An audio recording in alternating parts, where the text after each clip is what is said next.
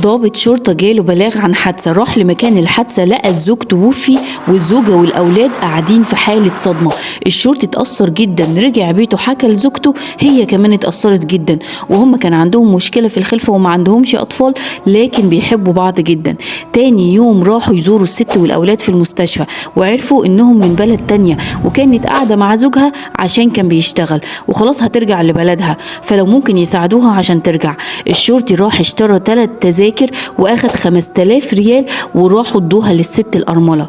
فرحت جدا وقعدت تشكره وتقول له اعمل لكم ايه ولا اساعدكم ازاي. الزوجة قالت لها ادعي لنا بس ربنا يرزقنا باطفال، فقالت لهم على اعشاب ياخدوها. بعدها ب5 شهور الزوجة حست بتعب، راحت كشفت، الدكتور قال لها مبروك انت حامل. اتصلوا بالست يبشروها ويسألوها عرفت الاعشاب منين، قالت لهم الاعشاب ملهاش اي علاقة، ده الخير اللي انتوا عملتوه معانا ودعائي ليكم في كل اوقات الاجابة.